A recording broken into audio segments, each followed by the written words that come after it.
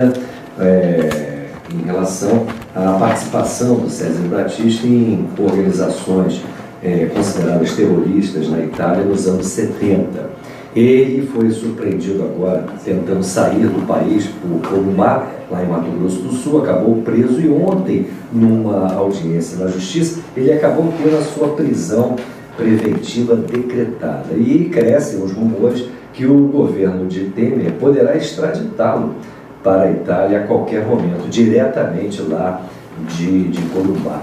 Mas a grande questão que se coloca é que a crise econômica continua em curso.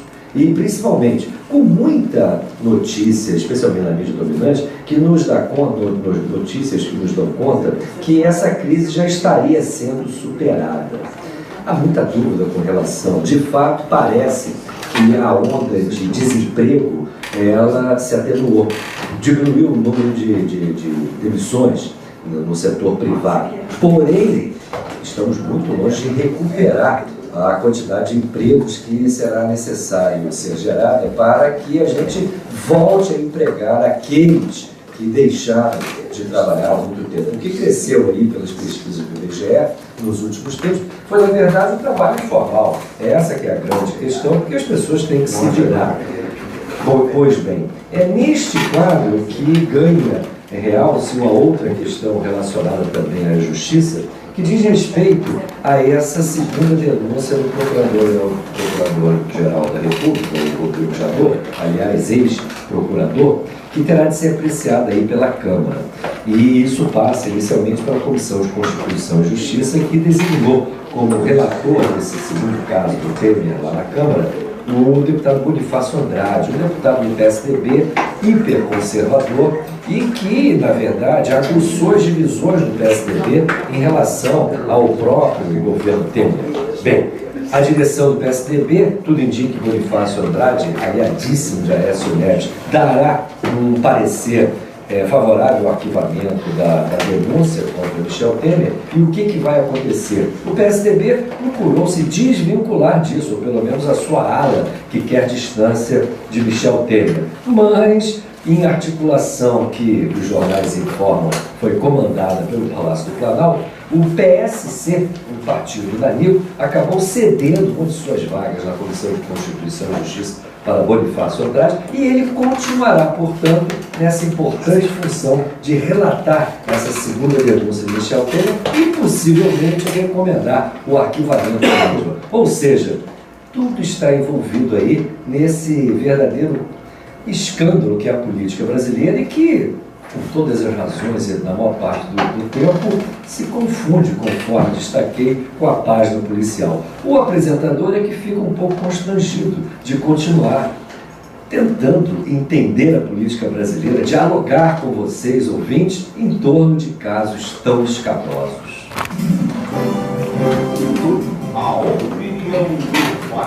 Amarelou, Nilton.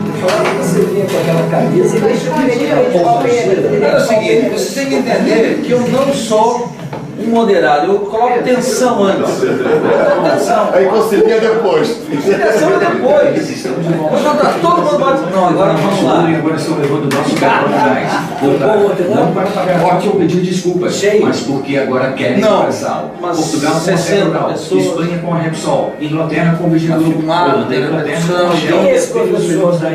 empresas estrangeiras já uma cara excelente figura. Sobre ciência e tecnologia, ele montou com o Luiz Fernando, que é um cara lá da Oeste do Paraná. Ele montou um diagnóstico sobre o gasto de educação em ciência e tecnologia que é extraordinário. É uma fonte aqui para vocês. Epitácio Macari, professor da Universidade Federal do Ceará. Brilhante, combativo, firme e outra coisa. Números. Irrefutável. Parece assim um rubro-negro.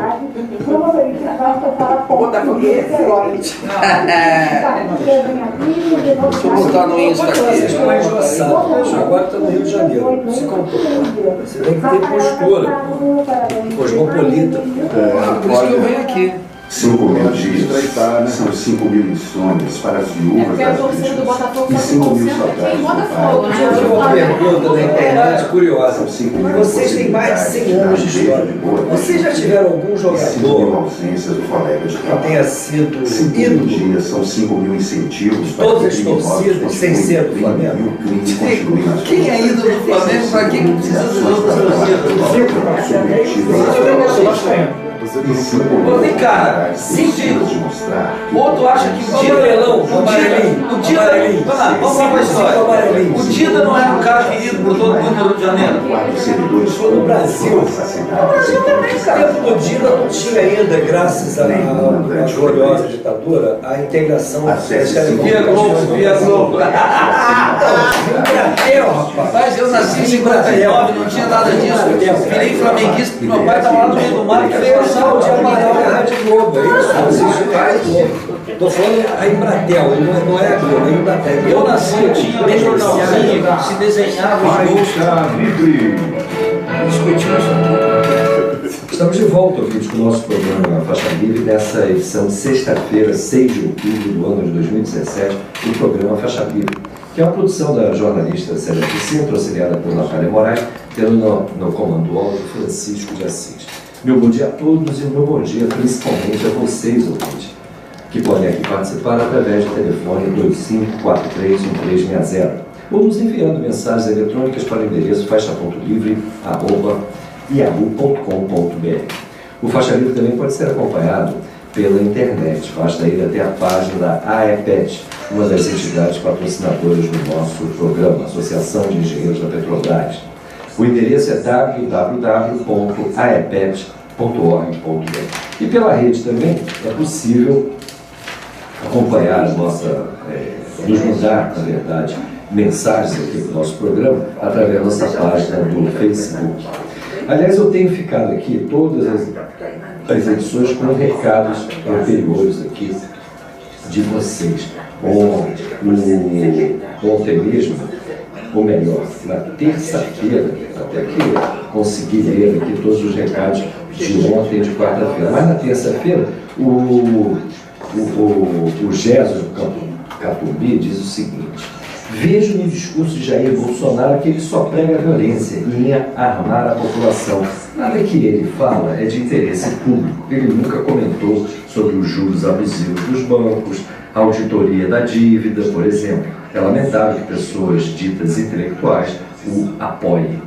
Eu não sei se pessoas ditas intelectuais o apoiam, mas de fato ele tem muito apoio, curiosamente, naquelas faixas do eleitorado de maior renda. Isso pelo menos as pesquisas mostram, né? O que mostra um pouco o nível intelectual, talvez, dessa turma de maior renda no Brasil atualmente. Aliás, aquelas gravações aí do Joel, dos irmãos Batista, do Joel e Batista, com o seu executivo lá, o Ricardo Saúde, mostram muito bem essas gravações, o nível dessa turma, né? Mas deixa para lá. Bem, na ponta da linha, vamos entrevistar agora novamente o Jocely Andrioli. Ele é membro do movimento de atingidos por barragem. Teve conosco aqui na última sexta-feira, justamente comentando conosco, não somente a conjuntura, mas a próxima realização do 8º encontro do MAB, o Movimento de Atingidos por Barragens, que se encerrou ontem, aqui no Rio. Então a gente vai conversar com o Jocely justamente sobre as principais resoluções desse 8º encontro do Movimento de Atingidos por Barragens. Jocely Andrioli, bom dia. Bom dia a todos os ouvintes. Muito obrigado por você nos atender. Jocely, queria que você desse um resumo aí do que foram esses dias lá no Terreirão do Samba, onde a moçada do Movimento de Atingidos por Barragens esteve reunida.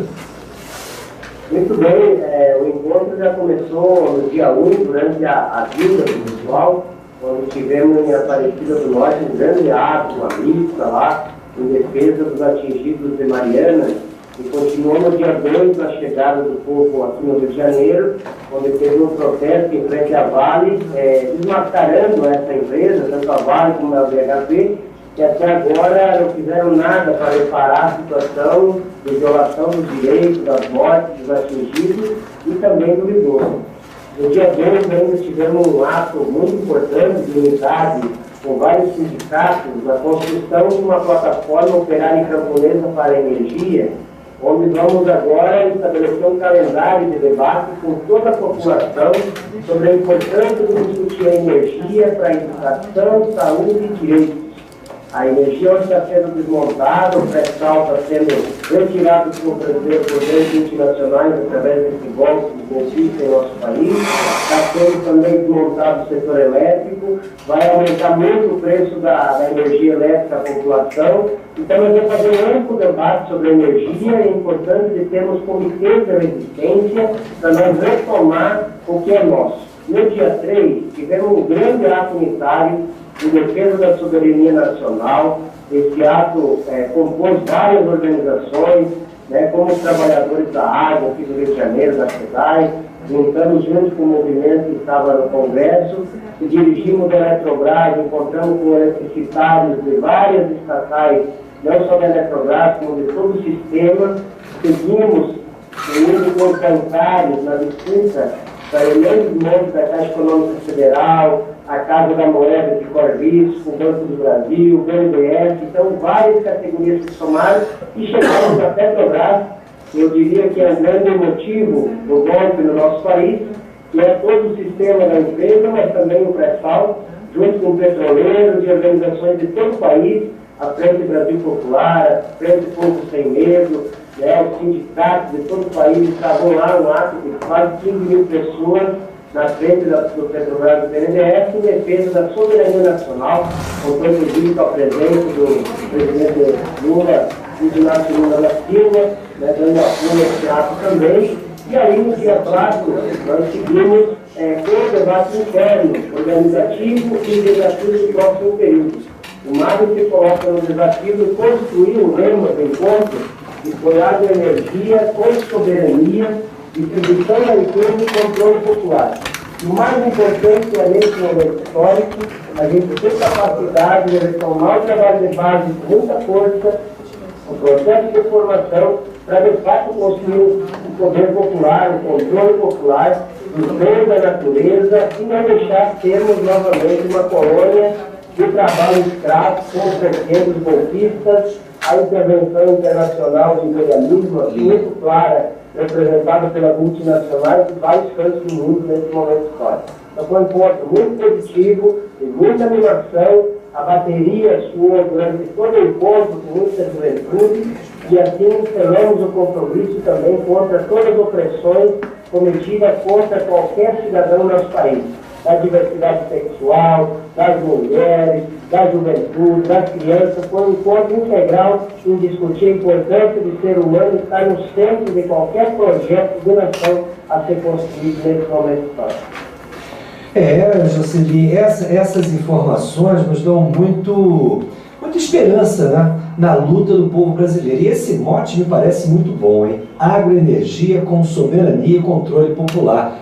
A rigor, nós precisamos de um Brasil com soberania e controle popular, né? Onde, evidentemente, a questão da energia deve ser contemplada. Nesse sentido, vocês apontam, como movimento de atingidos por barragem, quais os principais desafios nesta área, na área onde vocês são mais afetados, que vocês terão aí pela frente nesses próximos meses? Nós vamos partir do debate da energia, dos direitos, das relações de direitos das populações atingidas. Nesse momento, entendemos que os atingidos não são só os atingidos pelo projeto no momento da construção das obras, mas todos aqueles que pagam a conta, todos aqueles que pagam a tarifa mais cara do mundo de energia elétrica, aqueles que estão pagando a gasolina, esse preço abusivo através do imposto dos golpistas nesse momento, aqueles que estão não aguentando mais pagar o gás né, na botijão de gás, que aumentou muito o preço e vai aumentar com a privatização ainda mais. Faremos o debate a partir desses, mas tentando construir e fortalecer os espaços de unidade. Nós vamos priorizar a Frente Brasil Popular como uma forma de articulação e unidade das demais categorias para a formulação conjunta de um projeto autônomo de país. um projeto onde o povo brasileiro vai construir com a sua inteligência, com o seu acúmulo histórico, com a capacidade que tem o povo brasileiro, na nossa opinião, que não é pouca, essa capacidade que vem sendo anulada justamente porque eles sabem que o brasileiro pode dar um salto de qualidade nesse momento de conjuntura, para construir um projeto popular, integral da nação brasileira e construir esse país. Então é essa a aposta no próximo período. Vamos também fortalecer a aliança internacional. Estiveram com nós 19 países da América Latina, da Europa, do Norte América, para também compartilhar experiências onde o MAB se articula a nível internacional nesse debate dos atingidos do modelo energético, dos atingidos da questão alimentar e da água no mundo. Então, esses são 3 temas muito importantes, nós temos que articular a nível internacional, para fortalecer também uma aliança internacional em prol da autonomia dos povos da construção do seu destino. Jocely, quero parabenizar aí a realização desse 8º encontro da parte aí do Movimento dos Atingidos por Barragem, e é evidente, o nosso programa Faixa Livre estará sempre solidário a essas bandeiras do MAB, principalmente a todos os desafios que se colocam à nossa frente nessa próxima conjuntura, que tenderá a se agravar frente à aplicação aí do programa de contra-reformas do Michel Temer e, ao mesmo tempo, ao impacto que isso produz na população. Nesse sentido, nós nos solidarizamos aqui com o MAB e queremos estar juntos nessas batalhas que nos aguardam. Muito obrigado pela tua participação, Jocely. Nós agradecemos e seguimos firmes e lutas. Um abraço para você. Conversamos aqui com o Jocely Andrioli, nos dando as informações sobre as conclusões do 8º encontro do Movimento Atingidos por Barragens, que se encerrou ontem aqui no Rio de Janeiro. E nós agora vamos ao brevíssimo intervalo. Na volta teremos uma entrevista rápida e logo em seguida teremos o debate com o professor Hilton Hicks, junto com o professor de filosofia Luiz Oliveira e Silva e o jornalista Gustavo Gindre, a propósito justamente das questões pertinentes ao que entendemos como a Revolução Brasileira. Dentro de instantes, voltaremos. Eu já peguei a linha aqui com o camarada Barack Obama, já sei o que dizer. Quando a entrevista vai direto. Já está aqui. Esse ano o Barack Obama foi apresentado. Ontem eu vi um trechinho, eu nem sei qual era o jornal. O Brasil mais forte, 20 minutos de Obama. E hoje nos jornais chega o imperador, mas não vai ser bem tratado. Cara, se o grito era pop, o Obama vai ser hiper pop. Falou tudo. Imagina, negão. Mas a Folha... Parece o Ataúfo Alves, né? Elegante, simpático. Mas tem ao vivo? Claro. Muito simpático. Você viu o Hélio Castro? Mantém ao vivo, nós discutimos a Revolução Brasileira no Brasil inteiro e sobretudo os camaradas que estão nessa batalha não desistirão de até a vitória. Prazer estar aqui no Rio de Janeiro, terra que dá um impulso para a exigência intelectual com gente maravilhosa aqui nessa fronteira do jornalismo crítico que é o Faixa Livre. Gustavo, Luiz.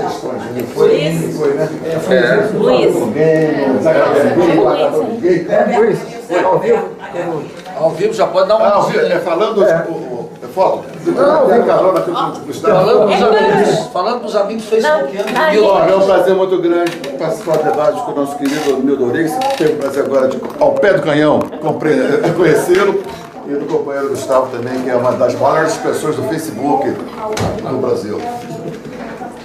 Ou seja, estamos todos apostos para discutir a Revolução Brasileira. Marcha do Obama. Não sei se você lembra quando pegaram um professor de Harvard, que era negro, estava tentando entrar na casa dele, não conseguia, tentou arrombar a porta, isso que o policial chegou e arrepiou em cima do cara. Aí você tinha 2 saídas para ele. Uma era defender o professor e dizer, olha o racismo, não sei o quê. A outra era defender o policial e dizer, não, mas olha só, o policial viu um cara arrombando a porta, não sei o quê. Ele não fez nenhuma coisa, ele chamou os dois para tomar um chopp na Casa Branca. Esse, né? Pra mim, é o Obama. Matou o Obama. Precisa de mais massa aí, mano. Vem aqui, vamos conversar, tudo se resolve. Exatamente. Eu vou deixar você dar.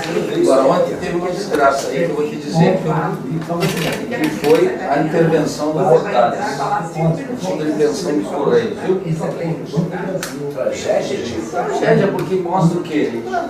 Tragédia, eu já sei. Estamos de acordo. É o seguinte, a classe operária dos trabalhadores vão lá entrar no mundo do business. Entrou no mundo do business, meu amigo. Eu lembro quando comecei, é inesquecível para mim, quando encontrei um ex-professor, amigo meu, que era professor substituto na Federal de Santa Catarina, que era do jazz e entrou para administrar o fundo de pensão. Aí eu encontrei com ele no aeroporto e ainda disse para ele assim, camarada, qual fundo? Ele entrou no Celos no Petros, muitos grandes também. Aí ele disse para ele, cara, na produção nós vamos ter que fuzilar. Mas mudou, sabe o quê? Já era a conversa do gestor. É isso que foi. Os sindicalistas. Estamos de volta, talvez, com o nosso programa Faixa Livre. Na ponta da vamos conversar com o Ciro Garcia, do CSP Condutos e também do PSTU. Ciro Garcia, bom dia. Bom dia, bom dia, ouvinte de Faixa Livre. Sempre aquela satisfação aqui na Semana Democrática e do Lula. Ô Ciro, a Celeste me informou que está tendo aí um conflito forte aí na fábrica da Piraquê em função da questão do transporte. O que está acontecendo? Já houve inclusive demitidos. Você pode dar um informe para a gente? Então, hoje nós tivemos uma manifestação aqui dos setores de transporte da Piraquê, porque tem dois companheiros que foram demitidos do escudo estatal, como parte de uma retaliação à luta que estava sendo travada pelo conjunto dos funcionários do transporte contra uma série de greves e ameaças de terceirização do setor. E aí, com a retaliação, tivemos demitido o estatal dois companheiros, que é o Wellington e o Jefferson. Como esses companheiros são muito representativos daqui, a galera comprou o barulho deles, como diz aí na gíria, e fez um processo hoje, e na segunda-feira o processo vai ser na porta da produção, da empresa, porque o transporte fica uns 300 metros isolados da Piraquê mesmo, da parte da produção. Então hoje o processo foi na porta do serviço de transporte, e segunda-feira eles estão realizando, a partir das 5 horas da manhã, um processo na produção. Que inclusive com perspectiva da possibilidade de paralisação da produção. Agora, Ciro, nenhuma negociação foi estabelecida com a direção da empresa para se reverter essas duas demissões? Esse é um dos objetivos do movimento. Justamente abrir o processo de negociação, eles querem três coisas que eles estão reivindicando. Que é a revisão da demissão dos dois companheiros, compromisso de não terceirização do setor e nenhuma demissão, porque está pipocando demissão direta. O que acontece é o seguinte, a Piraquê está se antecipando a reforma trabalhista. A reforma trabalhista vai estar em vigor só no mês que vem, mas concretamente os caras já estão aqui na Piraquê, já botando categoricamente que eles querem fazer uma reforma trabalhista aqui. Já estão se antecipando a implementação dela. E essa certamente será a tônica de uma boa parte, se não a maioria das empresas. Nós já temos observado isso, por exemplo, na área bancária, né, Ciro? Que você conhece muito bem. Com certeza. Então, e por isso essa luta tem sido importante, porque eu acho que a luta aqui na Piraquê, sendo uma luta vitoriosa, é uma luta que inclusive também como exemplo do conjunto da classe trabalhadora, que nas demais empresas também vão ter que tomar medidas preventivas para que essa reforma antitrabalhadora, essa reforma patronal aprovada naquele congresso de corruptos e caretas, não retire direitos dos trabalhadores que hoje estão nas empresas. Ciro, te agradeço aí pela informação e a gente vai manter o contato aí para ver como evolui essa situação, inclusive a realização aí da manifestação na próxima segunda-feira. Tá legal? Beleza. Manda um abraço para ele. Legal. É importante, a galera está aqui junto comigo, estão sabendo que a gente está fazendo essa denúncia aqui ao vivo aí no Faixa Livre, e a gente está bastante satisfeito com essa oportunidade de estar podendo divulgar isso para uma parcela mais ampla da população trabalhadora do Rio de Janeiro. É isso aí. Ô Ciro, o seu amigo Luiz Carlos Oliveira e Silva, seu companheiro de lutas lá dos sindicatos bancários, no final dos anos 70 e início dos 80, está te mandando um abraço, viu? Tá bom. Ele está aqui no estúdio da rádio. Manda um abraço aí também, um abraço para as pessoas que quiserem passar isso. Um abração para você também, Ciro. Paulo, um grande abraço.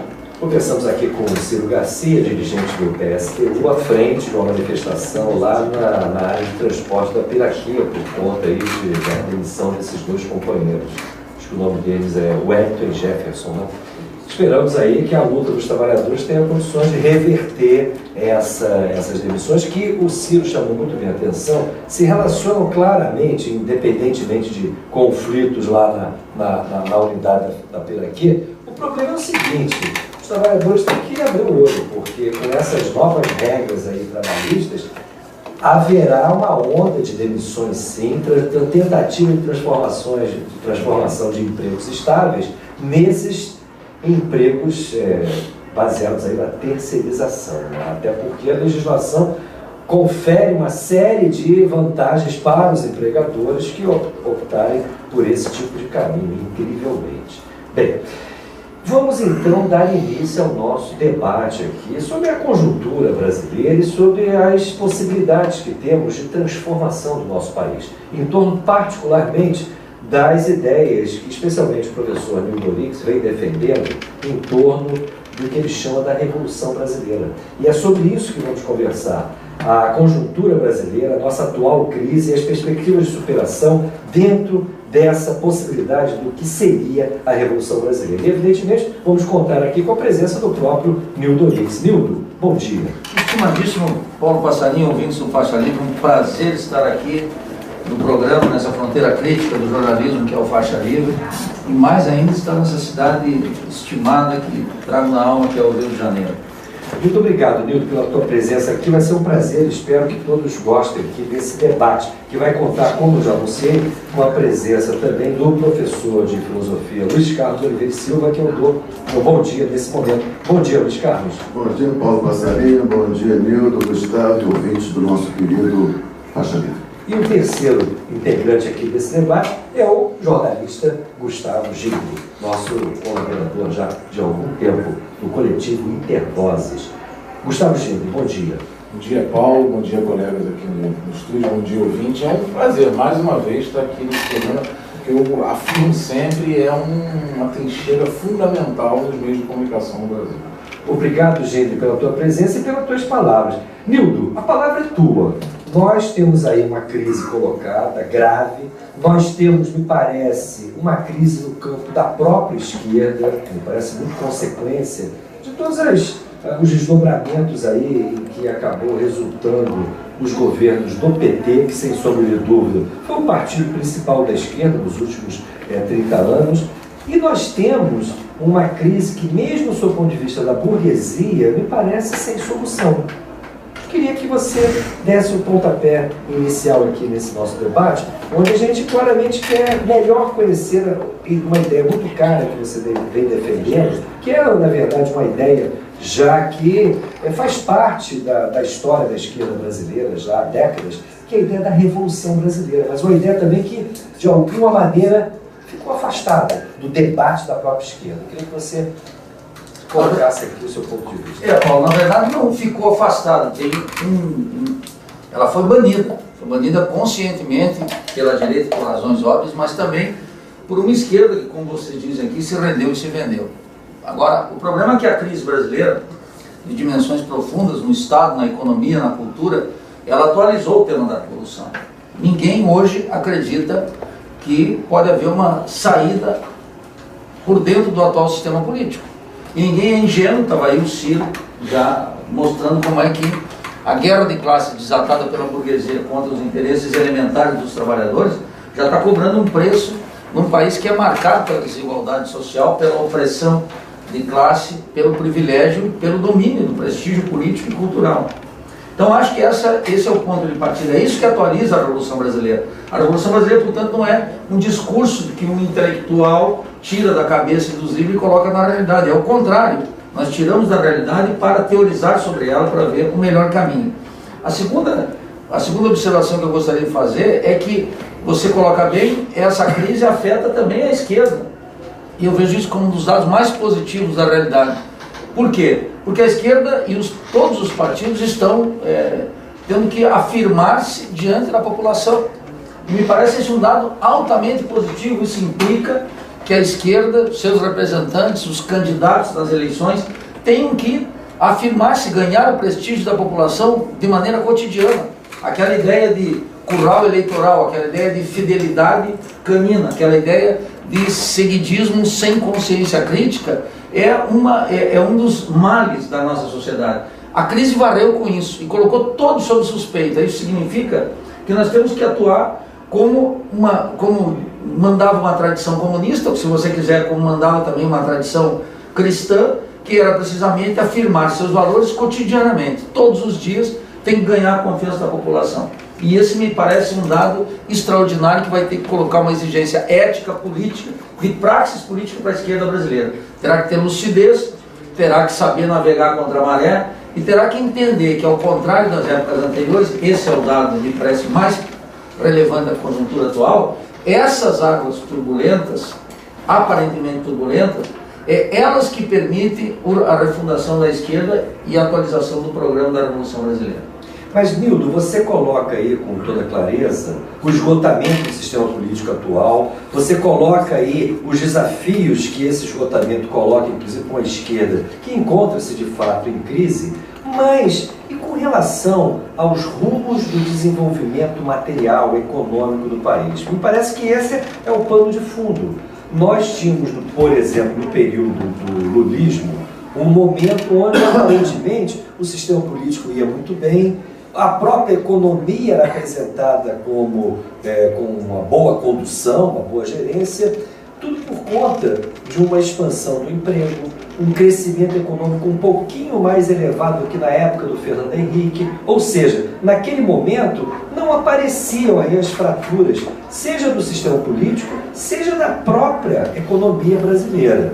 Como é que você vê a situação da economia nesse contexto de crise e com a necessidade das forças políticas, que têm o mínimo de consequência, apresentarem alternativas para essa crise econômica? Bem, eu acho que esse é um ponto essencial. Nós estamos vendo uma conjuntura em que se combinam uma crise econômica sem precedentes na história do Brasil. Eu descarto, vocês sabem, a ideia que nós estamos passando por uma simples recessão.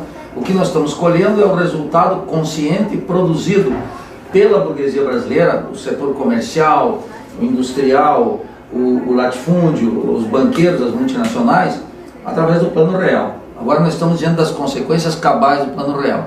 E um maravilhoso esgotamento do sistema político mostrou que estamos administrados por um covil de ladrões, que é o Congresso Nacional, votando matérias que são de interesse estratégico e de alcance intergeracional, como se fossem donos da legitimidade. De outro lado, ninguém acredita mais nos tribunais, nem nos órgãos de fiscalização do Estado. Então isso mostra que, de fato, é uma crise generalizada. Agora observe, quando você dizia, no período do Lula e do PT, crescia o emprego. Mas qual era a marca desse emprego? Esse emprego não tirava 83,26% da população economicamente ativa de vencimentos de salários até 3 salários mínimos. E o PIB crescia, mas o setor industrial diminuía, sobretudo a formação bruta de capital fixo, produção de máquinas e equipamentos desapareceu no Brasil e crescia esse bordão que é dado pela Rede Globo, que me parece muito exemplar, o agro é tech, o agro é pop, o agro é tudo. Quando nós sabemos, desde o século XVIII, desde Adam Smith, que um país não cresce através da renda da terra ou da agricultura, cresce através da manufatura, algo que desapareceu no Brasil. A crise agora, lá em São Paulo, na BCD, dissipou 90 mil empregos que não vão voltar. Nós estamos produzindo 2,1 milhões. A indústria brasileira de automóveis já produziu quase 5 milhões. Então, o que nós tínhamos, de fato, era um verniz na economia. E o que eu chamei de uma digestão moral da pobreza. Possível por quê, Paulo? Porque a desigualdade brasileira é tão grande que quando as pessoas conseguem, pelo menos um Bolsa Família, que não dá coesão social, que não deu coesão social ao governo Lula, porque foi incapaz de derrotar o que eles chamam o golpismo. E por outro lado, constituiu uma digestão moral da pobreza, porque deixou 42, 50 milhões de pessoas na crença de que finalmente estavam superando esse vale de lágrimas que é o desenvolvimento capitalista brasileiro. Então agora estamos numa encruzilhada.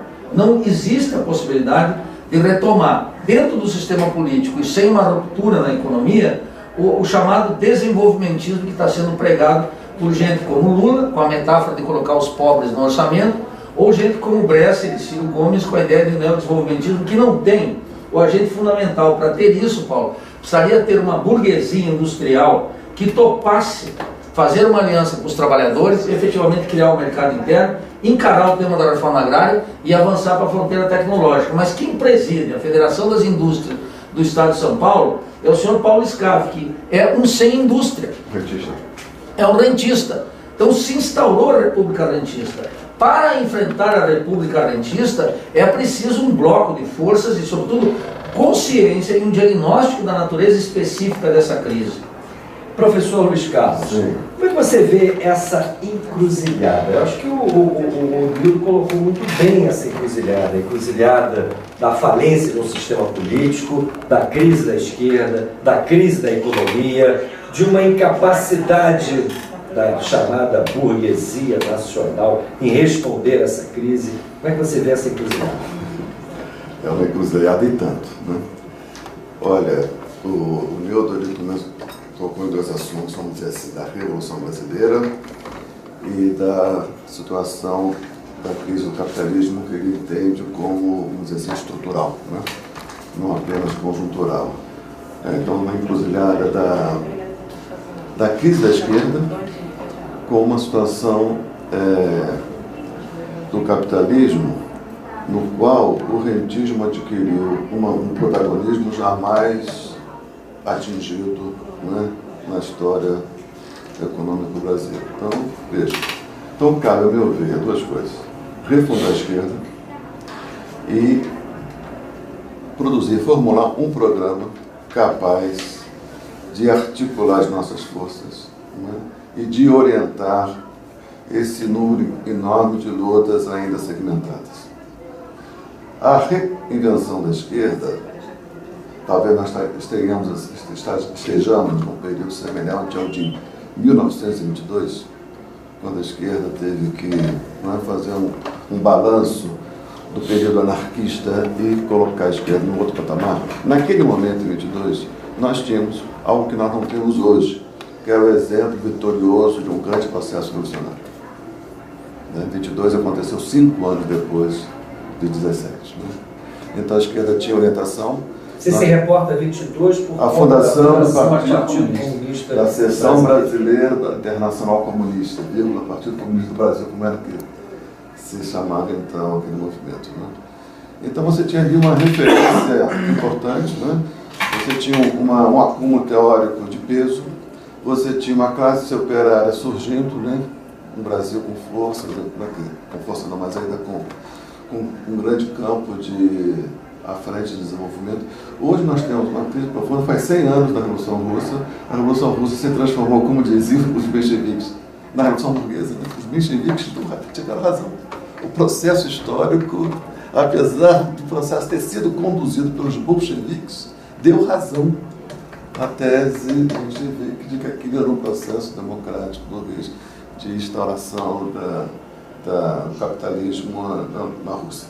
Veja, então, nós estamos diante de um cenário diferente de 22, de incertezas e de necessidade de reformulação de alguns dos nossos pressupostos. Né? Então, a tarefa da reconstrução da esquerda não é fácil. E o enfrentamento das questões também não, porque nós nos encontramos numa situação de fragmentação da esquerda e de, talvez, momento da esquerda onde ela esteja mais afastada de um programa político. Então, urge, acho que o Nildo tem toda a razão nisso, a formulação do programa que identifique claramente qual é o principal inimigo do povo brasileiro, que é o rentismo. Então, formular um programa, e acredito que, mesmo que a burguesia nacional não virá abraçar esse programa, porque ela se confunde com o próprio rentismo, mas há um grande campo de forças políticas capazes de ser galvanizadas em torno dessa meta. E como você qualificaria para os nossos ouvintes, Luiz Carlos, esse rentismo, o inimigo principal? O que é o rentismo? Olha, vocês como economistas estão mais credenciados para dizer. O rentismo é o dedelinha, né, como diria Elon Marx, né? É dinheiro produzindo dinheiro, sem produzir um alfinete, enriquecendo, transferindo renda dos setores mais pobres para os setores mais ricos. É onde o lucro dos capitalistas cada vez vem mais das operações do próprio mundo das finanças. E agora, é importante destacar para o nosso ouvinte o seguinte: isso é possível de se funcionar, dado o controle que determinados setores exercem sobre o mecanismo do Estado, que é fundamental, que é o mecanismo da dívida pública. Me parece que esse rentismo não conseguiria se impor dentro dos Estados nacionais sem o controle da dívida pública. Gustavo Gindri, como é que você vê inicialmente essa encruzilhada, conforme que o Nildo caracterizou o nosso momento, apontando esses componentes da encruzilhada, né? Então, pegando a fala do Nildo e dos Carlos, a gente tem um aparente paradoxo. Quer dizer, de um lado, um momento de crise da esquerda, um momento de necessidade de refundar a esquerda frente ao que eu chamo do ocaso petista, quer dizer, assim como o PT surgiu ali na virada dos 70 para os 80, para superar historicamente o projeto do Partidão, eu acho que agora urge a superação do que foram os anos do petismo na construção de um novo projeto hegemônico na esquerda brasileira. Essa que é a grande dificuldade. Então, por um lado, a esquerda está fragilizada na falta desse projeto hegemônico, na falta de conseguir construir esse programa que consiga dar um norte para a esquerda no Brasil. Por outro lado, por isso que eu digo que é um aparente paradoxo, no final vou tentar concluir que acho que não, mas por outro lado, a saída por dentro da ordem me parece bloqueada por uma série de fatores. Que seria uma saída, digamos, de uma esquerda mais fraca, a saída natural seria uma saída, tentar costurar uma saída por dentro da ordem. Essa saída me parece cada vez mais difícil por uma série de fatores. Primeiro, por causa dessa hegemonia do capitalismo rentista, transnacional, que vem cada vez mais de forma que percebeu, inclusive agora, uma janela de oportunidades com o governo Temer, que vem feroz. E por outro lado, por isso que o Nildo falou, que eu acho que é um elemento central, que é o perfil da burguesia brasileira. Assim, a burguesia brasileira não tem esse projeto de desenvolvimento, quer dizer, ela não está se colocando esse projeto de desenvolvimento. Então não adianta demandar da burguesia brasileira um projeto de desenvolvimento nacional, de aliança com os trabalhadores, no sentido de construção de um projeto de desenvolvimento no Brasil. Isso não vai acontecer. A burguesia brasileira se resolveu nesse papel subordinado, tropicalizador do capital transnacional. Ela está resolvida nisso. O governo Lula, na verdade, foi uma acentuação desse processo, o que deveria ser um enfrentamento desse processo. Pelo contrário, ele acentuou esse processo. Então não me parece viável. Então parece um aparente paradoxo. Quer dizer, por um lado, você tem uma esquerda enfraquecida e, por outro lado, um bloqueio com a tentativa de você costurar uma aliança, que é o que, por exemplo, o Ciro Gomes vem tentando propor, tudo uma tentativa de você construir um projeto de desenvolvimento com uma suposta burguesia esclarecida que toparia esse papel. Então, nesse momento, não me parece um paradoxo, não me parece haver outra saída a não ser propor elementos de ruptura dessa ordem, por mais que nesse momento isso pareça uma loucura. Claro que assim, isso precisa ser construído, isso não é para amanhã, mas eu acho que isso precisa ser colocado porque não me parece haver outro caminho possível nesse momento. Por isso o Ciro, embora ele tenha até um mérito, acho que precisa reconhecer, é um cara que está discutindo o programa nesse momento, no momento em que ninguém está discutindo o programa. Por outro lado, ele parece estar pregando no deserto, porque ele está propondo um projeto que não tem ator para esse projeto.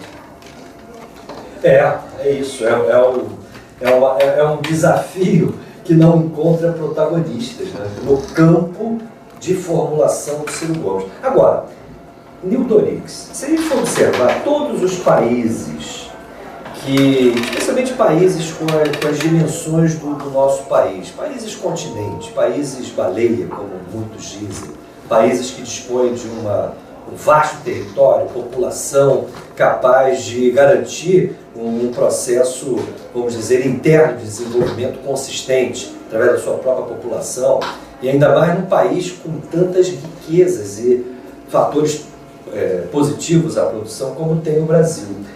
Esses países, todos eles, sejam sob condução da direita, das burguesias nacionais, sejam sob a condução de frações revolucionárias dos trabalhadores desses países, todos os países que lograram adquirir independência econômica, maior consistência, inclusive, na disputa global entre os estados nacionais, todos esses países, de alguma maneira, superaram os seus problemas de natureza econômica através de industrialização, fortalecimento de empresas nacionais e com papel indutor do Estado violentíssimo.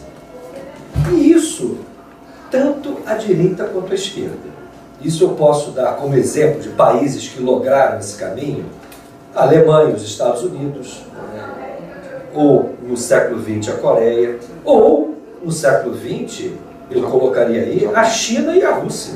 Sem falar no Japão, que desde o século XIX, junto com a Alemanha e os Estados Unidos, conformaram o que se caracterizou na literatura econômica como os países retardatários que vieram adquirir o mesmo, vamos dizer, a mesma pujança de economias como da Inglaterra e da França.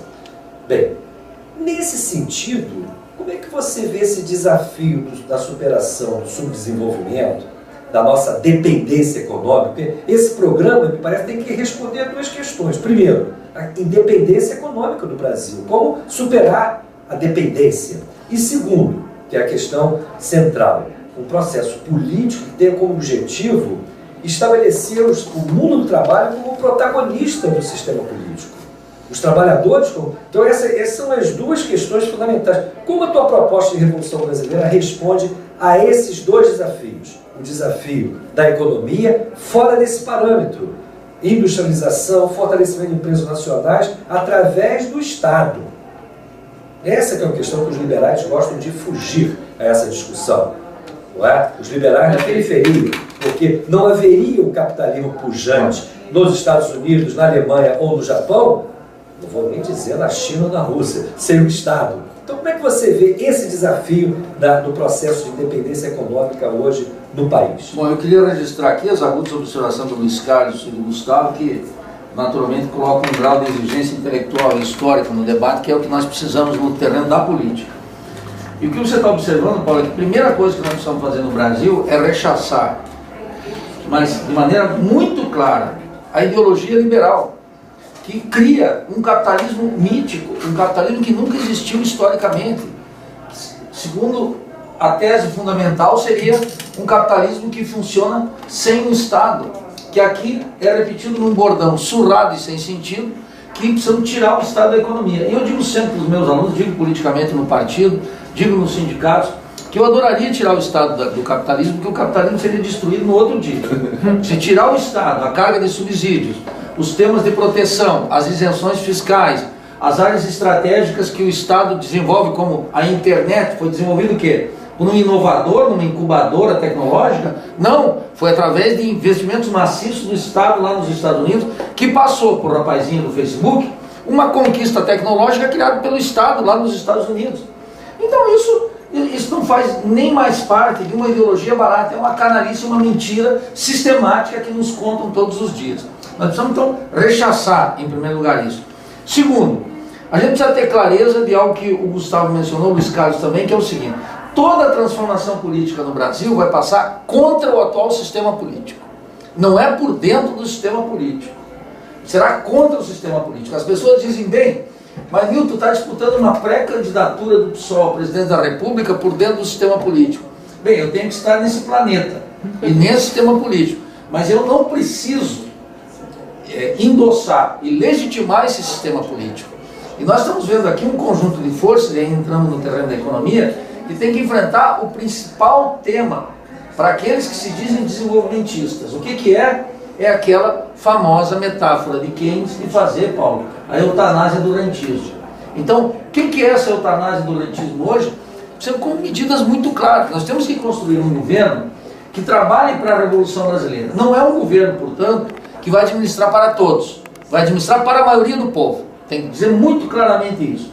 Que não administra e nem faz coligações com a canalha estabelecida no Congresso Nacional, nas cortes, no establishment, na mídia e etc. Tem que dizer muito claramente a que veio. E tem que enfrentar coisas muito claras que nós temos discutido como economistas há algum tempo, embora minoritários no debate econômico, é quase inexistente no Brasil.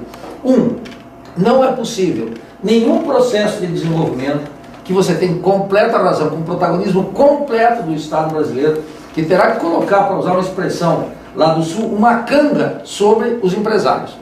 Não é que nós temos que eliminar os empresários, eles vão continuar aí durante um longo tempo, mas é preciso orientá-los, tal como nos Estados Unidos, tal como na China, tal como na Coreia, todos aqueles países que se dizem hoje os países centrais. E para isso no Brasil precisa eliminar o rentismo.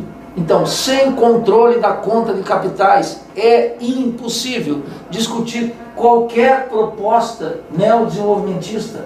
Se não tocamos nessa questão que permite que as frações todas que estão aí importem produtos dos Estados Unidos, da China e da Índia a 1/3 do custo que é produzido na periferia capitalista latino-americana, especialmente lá no ABCD paulista, se a burguesia tem isso, permite a base material dela para ela fazer a confissão de fé na moeda verdinha, em God We Trust, no dólar. E para ela fazer essa fé cotidiana, enquanto empanturra nós com o mito da moeda forte, que segundo seria o real, ela fica mandando dinheiro para fora. Tem que eliminar isso, e eliminando isso é o fechamento da conta de capitais. Segundo, é claro que tem que ter um sistema de controle do câmbio que não vai ser nada próximo dessa flutuação limpa que o Banco Central diz promover aí, e que tem um custo financeiro para o Estado gigantesco e acumula poder e riqueza na mão dos rentistas. E em terceiro lugar, é claro, tem que fazer auditoria da dívida. Para isso, se nós não tivermos o conta de controle de capitais, todo esse conto de fadas, que é preciso baixar a taxa de juros, torna-se inviável no Brasil. E ainda tem uma pressão inflacionária gigantesca. Então, o primeiro ponto de um programa da Revolução Brasileira é tocar na jugular das finanças. E isso se toca discutindo o fechamento da conta de capitais, a auditoria da dívida, impedir essa transferência permanente de valor das multinacionais sob todas as formas, subfaturamento, superfaturamento, sonegação de impostos, legislação específica, tributos, etc., para manter a riqueza aqui. Se não temos isso, o Estado não pode ser protagonista. E se não enfrentamos o tema da dívida, ao contrário da proposta cepalina dos anos 50 e 60, o Estado era o protagônico, porque o Estado tinha capacidade de se endividar. Agora, qual é a capacidade de endividamento do Estado brasileiro? Zero, porque tem que cumprir religiosamente a política de austeridade que aparece sobre guerra de classes contra nós, retirando direitos conquistados histórica e arduamente durante um século, para favorecer uma concorrência que é a todas vistas impossível. A burguesia brasileira industrial não consegue, nas condições de liberalização, de juro, de câmbio, de inflação e de custo, competir com a China, competir com a Índia. E impossível competir com o setor manufatureiro dos Estados Unidos, que está bombando. Então, isso aqui assegura o protagonismo do Estado. Por quê? O Gustavo mencionou, o Luiz Carlos também, a burguesia brasileira, ela vive muito bem nessa posição, inclusive os industriais. Ora, industriais, latifundiários, comerciantes, transformaram o Brasil no entreposto comercial da economia mundial. E estão vivendo maravilhosamente bem. Eles não vivem mal aqui. Eles vivem maravilhosamente bem aqui. E não tem nenhum projeto de país. Então nós precisamos ter isso. E esse, eu diria, é o ponto 1. E é claro que para ter Estado, Paulo, como o grande indutor de um desenvolvimento, de uma proposta de transformação, só se nós acabarmos com o rentismo. É ponto fundamental. Sem isso, todo esforço é destinado ao lixo da história, porque não se faz. Um país que vive quase como uma economia de guerra, destinando grande parte dos seus recursos à retroalimentação da dívida, e 480, 520 bilhões de reais todos os anos, como juros e amortizações para os banqueiros, e destina de maneira orçamentária 1 trilhão e 300 bilhões no orçamento esse ano para o rentismo, é incapaz de fazer qualquer política pública e menos ainda enfrentar as nações que estão, sob outras condições, comandando o desenvolvimento capitalista mundial. Luiz Carlos, como é que você vê esse desafio da elaboração e do conteúdo de um programa que tem essa capacidade de reunificar a esquerda, conforme você, na tua primeira intervenção, assinalou? Eu dei o meu pitaco aqui. Eu acho que esse programa deve se centrar na questão da independência econômica e do protagonismo político para o mundo do trabalho. Eu acho que o Nildo já apontou bem, né, a centralidade do combate que devemos fazer contra o rentismo. Né? Eu acho que esse é o inimigo central, né, do povo brasileiro. Agora, o rentismo, ele conta com uma força extraordinária devido ao fato de a grande mídia ser o principal instrumento ideológico na naturalização desse estado de coisas. Talvez possamos dizer que jamais na história do Brasil, como diria o Lula, a grande mídia desempenhou um papel tão central como vem desempenhando. Acho que o Assis Chateaubriand não foi tão poderoso quanto são, no momento, os filhos de Roberto Marinho. Né? E a grande mídia, sobretudo, ela é a expressão, é o braço, costumo dizer, o braço armado ideológico do rentismo. Então, o combate ao rentismo passa necessariamente pelo combate da grande mídia. Né? Nós perdemos essa luta no terreno ideológico. A grande mídia conseguiu naturalizar um estado de coisas que faz com que pareça normal a transferência desses recursos, como o Nildo acabou de dizer, né, para o rentismo. Então, o nosso programa também tem que contemplar, ao contemplar a luta contra o rentismo, a luta contra o monopólio das comunicações. Luta essa que o PT teve 3 governos e meio e não moveu uma palha nessa direção, porque achou geralmente que tinha sido aceito no Clube dos Bacanas, né? Não foi. Então, o nosso programa também tem que ter esse viés ideológico e colocar como o segundo ponto central o combate ao monopólio da mídia. Gustavo Gini, democratização dos meios de comunicação é ao contrário. Quero que você explane e aborde também esse ponto. Mas o rentismo me parece algo que não se sustenta apenas numa afirmação ideológica. O capitalismo, nesses últimos 30 anos, justamente a hegemonia do rentismo, ele também acelerou de maneira espetacular as suas formas de produzir. Ele elevou a produtividade do próprio capitalismo de uma maneira espetacular. Promoveu uma revolução técnico-científica sem precedentes na própria história da humanidade. Me parece que é isso que dá legitimidade, me parece, a essa ordem econômica e financeira tão cruel, comandada, na verdade, pelo sistema financeiro, por essa apropriação dos capitais ociosos, dos mecanismos mais virtuosos da dívida pública, deformando. Nesse sentido, o Nildo fez um desafio. A gente precisa romper com o rentismo. O problema é que romper com o rentismo significa, e ele apontou a necessidade, de se reciclar a própria relação do Estado com essa burguesia que nós temos no país. E também com as multinacionais, que em última instância controlam o sistema produtivo, grosso modo, do nosso país. É viável isso, do teu ponto de vista, para um país dependente? Então, esse é um desafio brutal, né? Eu queria voltar um pouco lá atrás, vou chegar na tua pergunta, mas para marcar essa importância do Estado em relação à economia, um exemplo bem concreto agora. Nós estamos vendo o começo da quebradeira do parque gráfico brasileiro. Por quê? Porque 50% dos livros no Brasil eram vendidos pelo Estado. O Estado deixou de comprar os livros, as gráficas estão quebrando. Isso mostra, por exemplo, o papel do Estado era para ser liberal, ok, liberal, mas quem sustentava as gráficas no Brasil era o Estado. O Estado saiu, as gráficas estão quebrando. Essas encomendas é por conta da produção de livros escolares. Eram 50 livros escolares e livros em geral que o Estado adquire para distribuir para as bibliotecas. Era 50% das vendas de livros no Brasil. Quer dizer, todos os cidadãos do Brasil compram 50, o Estado comprava 50, o Estado não está comprando mais, está quebrando as gráficas. Isso mostra, esse é um caso bem pontual, mas mostra esse papel do Estado na economia. Em relação à mídia, ainda voltando aqui, tem um fator interessante. A gente reparou no último da demonstração da Globo, a demonstração anual da Globo, das organizações Globo como um todo, caiu o lucro operacional da Globo caiu a metade. Mas o rendimento final dela manteve isso mesmo. Por quê? Porque 50% do lucro da Globo agora passou a vir de tesouraria.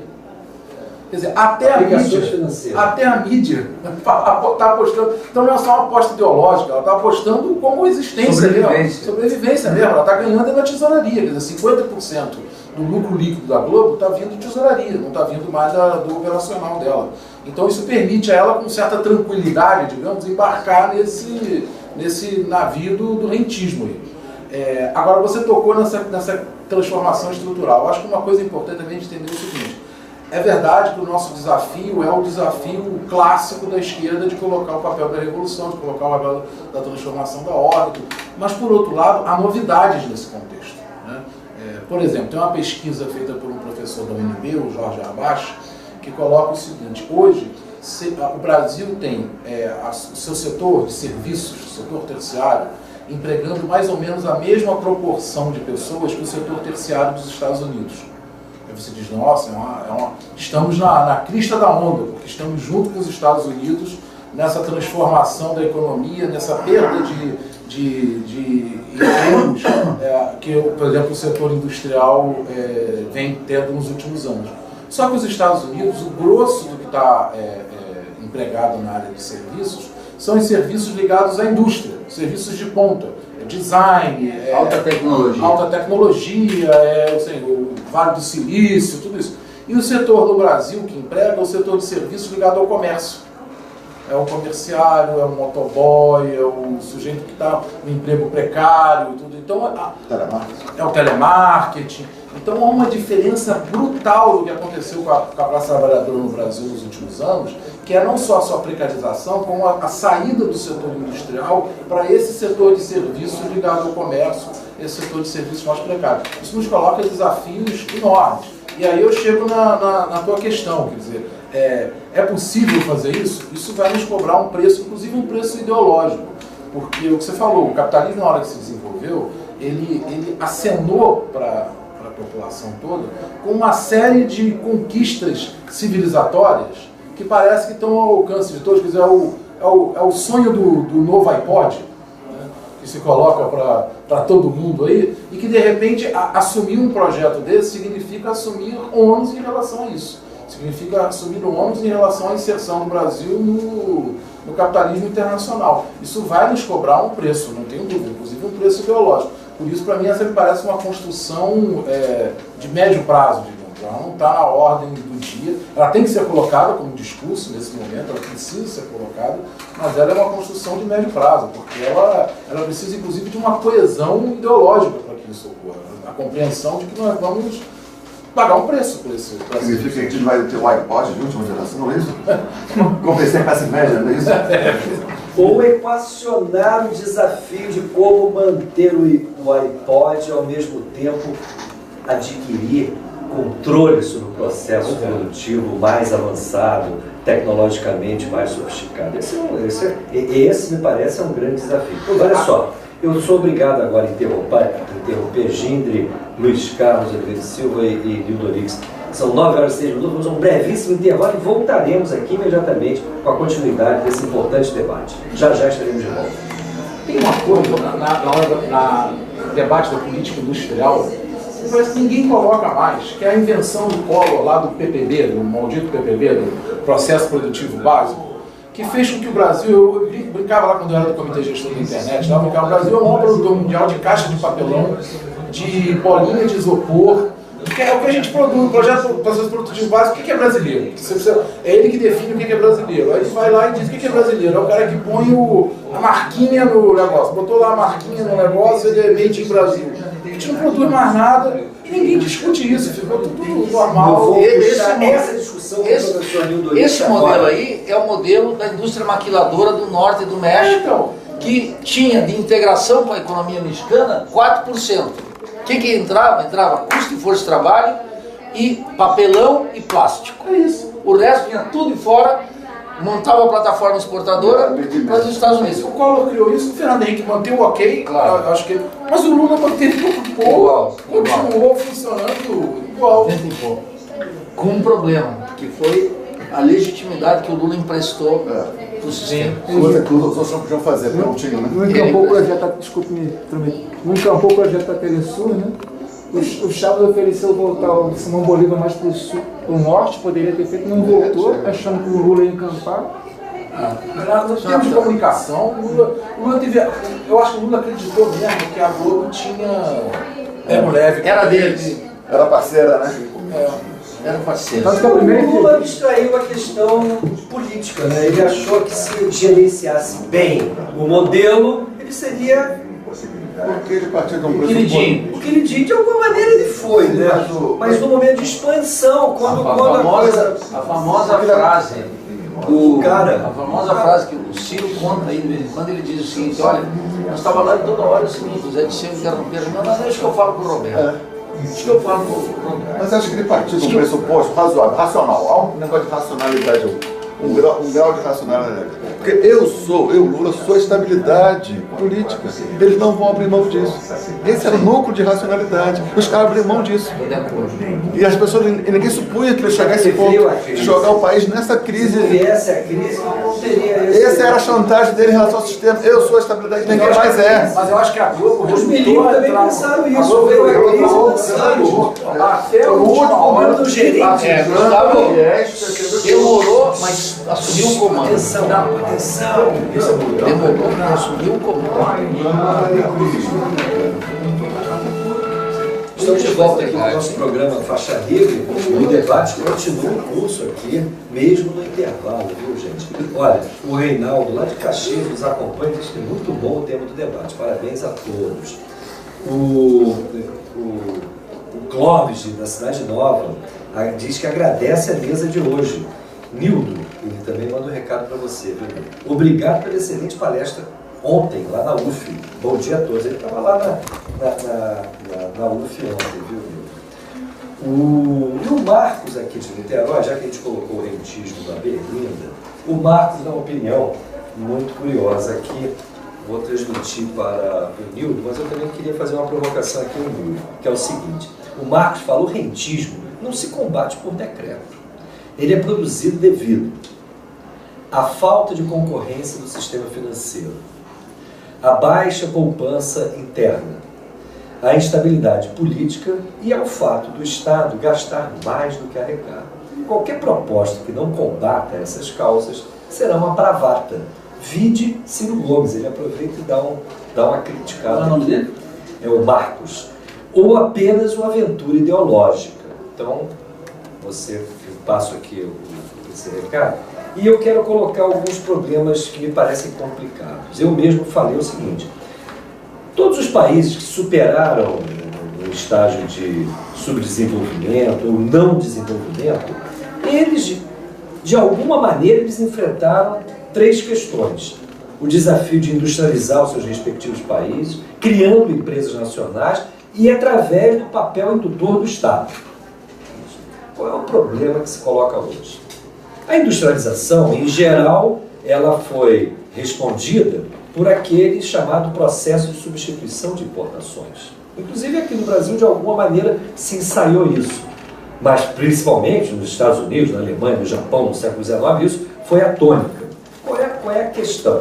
Hoje as cadeias industriais são globais. Os bens de consumo que aqui chegam, via multinacionais em geral, encontram a sua origem fora das fronteiras nacionais, inclusive em termos da dinâmica de pesquisa, de desenvolvimento de novos produtos. Então, falar em substituição de importações significa, de alguma maneira, dialogar, negociar com essas cadeias produtivas, impor condições às cadeias produtivas. Então, essa é uma primeira questão que eu te coloco. Segundo,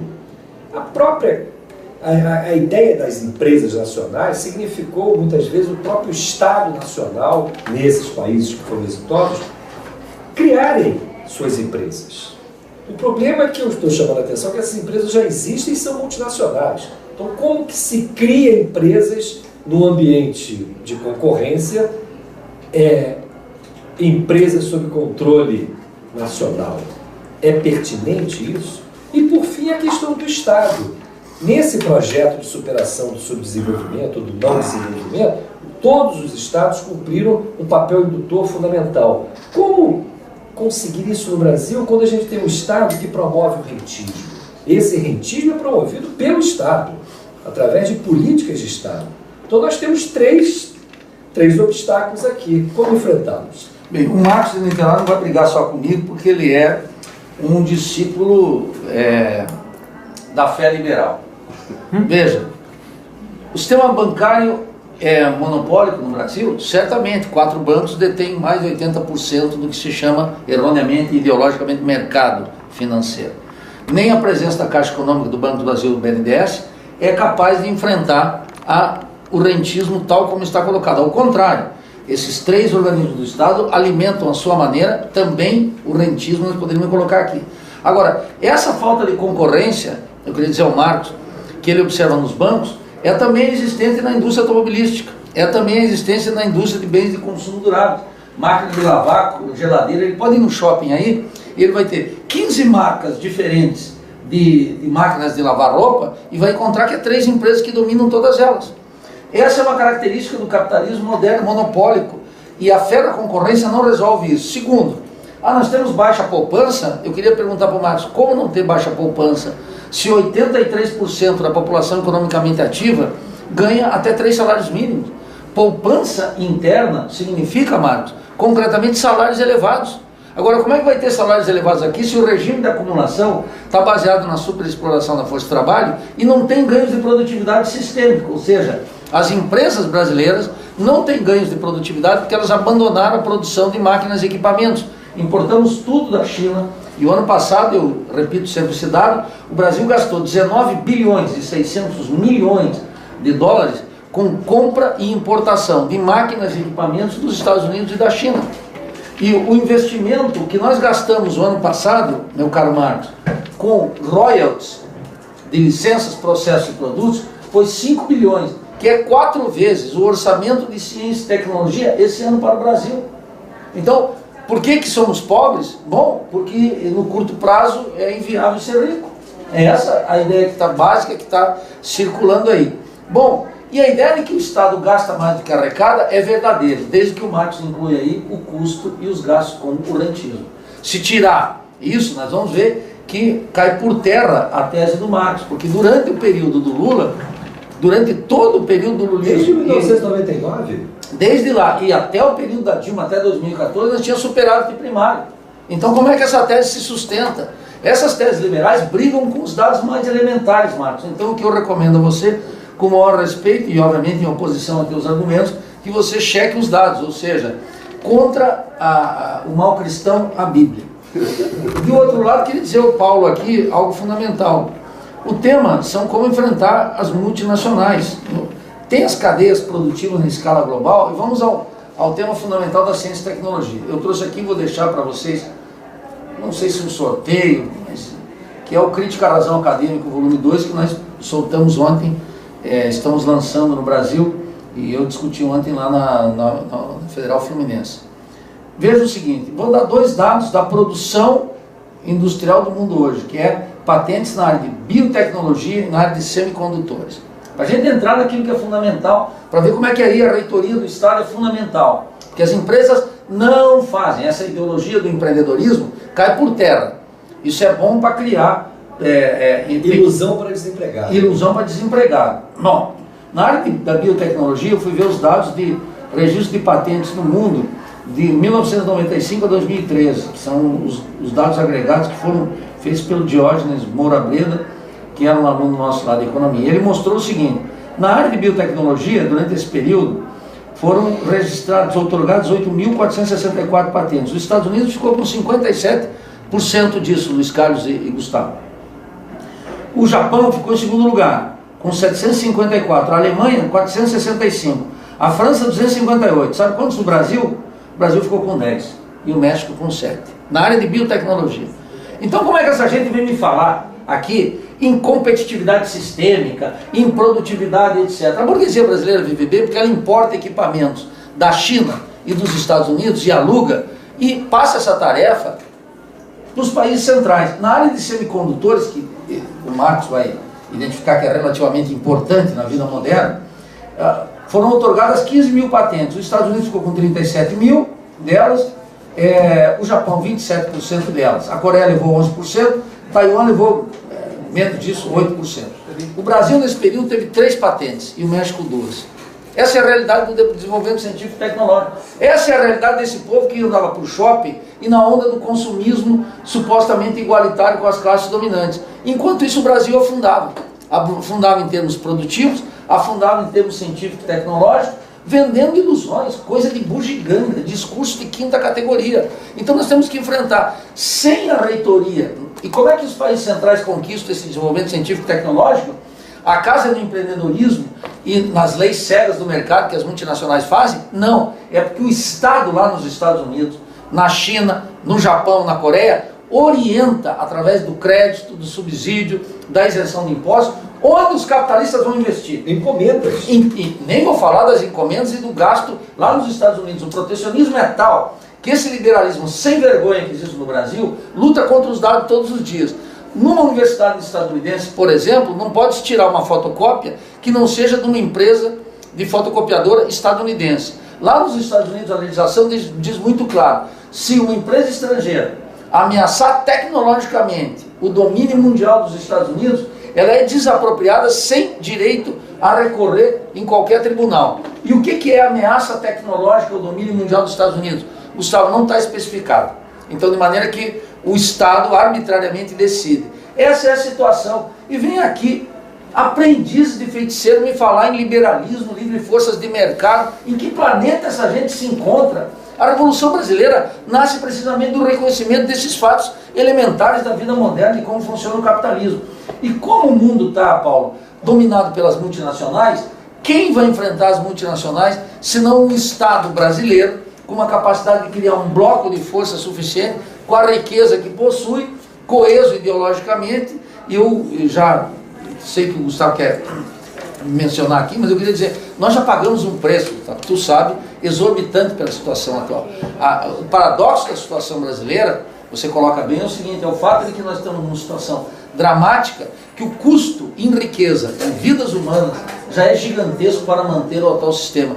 E é por isso que a Revolução Brasileira é uma oportunidade extraordinária para colocar eventuais perdas e sacrifícios a serviço de nós mesmos, e não a serviço daqueles que nos oprimem hoje. Gustavo Gil.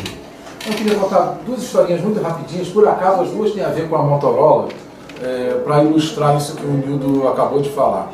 Uma nos Estados Unidos, a Huawei, acho que fala Huawei, não sei como é que fala, que é uma empresa chinesa de equipamentos de telecomunicações, ela tentou comprar, a Motorola foi dividida, né, uma parte da Motorola que é que faz telefones e tudo foi comprado pelos chineses, e a outra está lá nos Estados Unidos que é que faz a infraestrutura de telecomunicações. A Huawei tentou comprar essa Motorola da parte de telecomunicações. O Estado americano tem um órgão chamado CFIUS, que é o órgão que passa por ele pareceres de todas as compras internacionais a partir de um certo volume. O Estado americano falou, chinês não pode comprar empresa de equipamentos de telecomunicações norte-americana. Acabou, não comprou. Então isso mostra, esse é o Estado liberal. O Estado liberal é o novo jogo de mercado. O Estado liberal não vai comprar porque é chinês, não vendo, acabou. Entendeu? Aqui no Brasil, a Motorola separou uma parte dela chamada Freescale, que é a parte de semicondutores. O sujeito da Freescale lá era um brasileiro, dizia até que foi exilado e que acabou fazendo carreira lá na Freescale, se tornou um executivo lá e tudo. E de tempos em tempos a Freescale descarta equipamentos de confecção de chips, são equipamentos moderníssimos, mas que ainda não estão mais no topo da produção. E ele foi descartar e ele resolveu, vou doar para o Brasil. Eu sou brasileiro, vou doar para o Brasil. Ele foi a São Paulo conversar com a Fiesp e com a USP para doar, porque não existe não existe no mundo, abaixo da linha do Equador, nenhuma fábrica de semicondutores. Nenhuma foundry, como se diz, de semicondutores. Você cortar o mundo em 2 laranjas, ou em 2 pares de laranja, para baixo não tem nenhuma. Ele veio aqui para colocar a primeira foundry brasileira aqui. Sabe o que a Fiesp e a USP disseram? Não nos interessa. Não temos, era doação. Não nos interessa. O governo Olívio Dutra levou para o Rio Grande do Sul, acabou levando para lá, isso começou a ser montado lá, chama-se CEITEC. Sabe qual é a grande batalha do CEITEC esses anos todos? Fazer com que exista demanda da indústria nacional para a produção de semicondutores brasileiros. Nós, quando tivemos a discussão da TV digital, nós fomos discutir, inclusive, com empresariados, dizendo assim, olha que oportunidade, o Brasil vai trocar todo o seu parque de televisores nos próximos anos. Nós temos 200 milhões de pessoas, sei lá quantos milhões de aparelhos de televisão. Nós estamos criando uma demanda com a TV digital. Vamos aproveitar para usar a microeletrônica brasileira. Não, muito obrigado, adotamos a microeletrônica japonesa. Esse governo? O governo Lula. Isso prova que o governo tucano de São Paulo, que não teve nenhum interesse em trazer essa found para lá, o governo Olívio Dutra acabou levando para o Rio Grande do Sul, mas esse negócio até hoje patina, está engatinhando, em grande medida porque não fomos capazes de gerar uma demanda para a produção que esses caras estão desenvolvendo lá. E não fomos por quê? Porque a burguesia nacional falou, estamos muito bem, obrigado, estamos comprando lá de fora, não vamos investir nesse negócio. Então isso mostra, quer dizer, estamos falando de um setor que é estratégico, acho que ninguém tem dúvida que microeletrônica é estratégica no capitalismo global. E a burguesia nacional disse, não, muito obrigado, eu passo sempre. Olha, o recado aqui é do Davis Castellani, cai como uma luva nesse seu comentário, Gustavo Júnior. Ele diz o seguinte, a burguesia nacional desenvolvimentista brasileira já morreu. A revolução do país hoje deve ser profundamente, e essa é uma questão que merece reflexão, se é isso mesmo. Nildo, para o Luiz, nosso ouvinte, a revolução do país hoje deve ser profundamente internacionalista, com ênfase latino-americano, e antirrentista, capitalista, financeira, mundial. Não há dúvida, o problema é como se constrói algo, é isso que eu estou tentando aqui provocá-los. Como se constrói isso? O Luiz Carlos apontou que o elemento político disso. É necessário reconfigurar um bloco histórico de forças capaz de assumir essas tarefas que podem impor, inclusive, sacrifícios. Mas é o bloco histórico que vai suportar isso. A grande questão é que me parece que hoje, quando nós afirmamos aqui que a esquerda está dividida, na verdade nós não temos esse bloco histórico. Como construí-lo, Luiz Carlos? Olha, como construir o bloco histórico. Paulo, na vida, né? No dia a dia.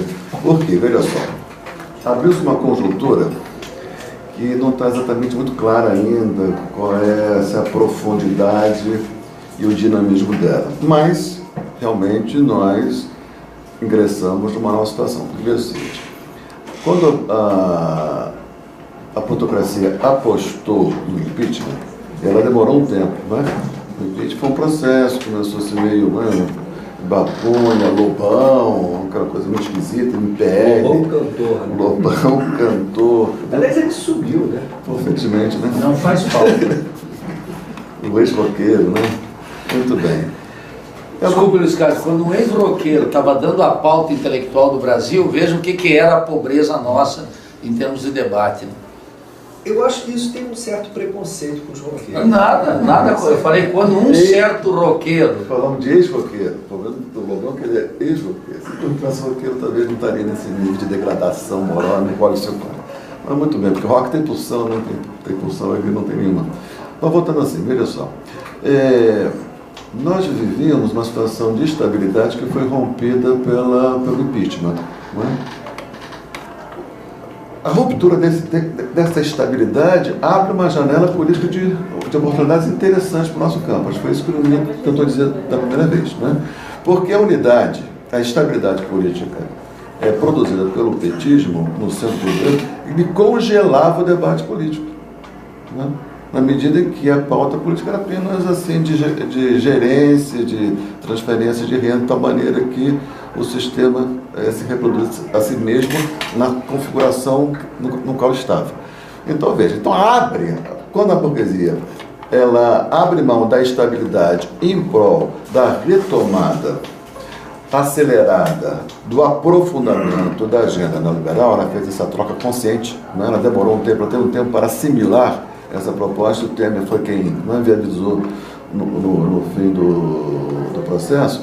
Quando ela toma essa decisão, ela lança o cenário político numa instabilidade que não está, não está no horizonte a resolução dessa instabilidade. Então, abre-se um campo favorável, né? Porque possibilita a retomada de questões de fundo, coisa que não estava nascendo enquanto nós tínhamos a estabilidade do petismo. Né? Então, aí está esse campo, esse bloco histórico está aberto à reconstrução dele. Claro que é um processo difícil, mas a esquerda está sendo chamada a cumprir esse protagonismo e espero que nós tenhamos condições de fazer isso. Olha só, o Mário Torres, lá da Tijuca, diz aqui o seguinte: estou maravilhado com o programa. Descobri ouvir na emissora pela madrugada, porque isso é interessante a gente alertar aqui os nossos ouvintes, que o nosso programa é transmitido ao vivo de terça a sexta, no horário de 8 às 10. Na segunda-feira, de 9 às 10. Mas a Rádio Bandeirantes tem retransmitido o programa na sua grade à tarde, em geral, de 5 às 7 horas, à noite e mesmo de madrugada. Então, o Mário Torres descobriu ouvindo o programa de madrugada. E ele lembra que há 4 anos atrás, as colocações do professor Reinaldo Gonçalves, no livro Desenvolvimento às Avessas, já falavam do que está sendo debatido hoje, aqui no Faxarias. Justiça seja feita. Um bom dia para você também, Mário Torres. Muito orgulhoso aqui da sua audiência aqui no nosso programa. Vamos agora a um brevíssimo intervalo novamente e a gente volta em seguida com a reta final aqui do nosso debate de hoje.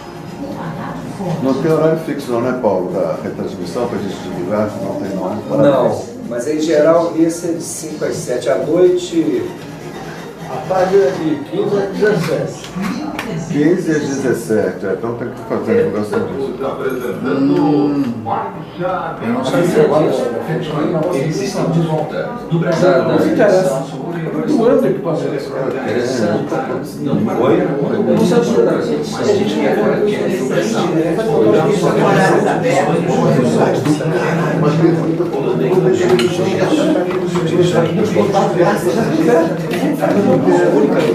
Vai ser o ministro de comunicação? Vai ser o ministro da Defesa. Não, vai ser assessor aqui do Ministério que vai dar. Colocar o Gustavo de ministro, fora assessor, que aí ele se queima, no bloco histórico, e tudo influencia aqui.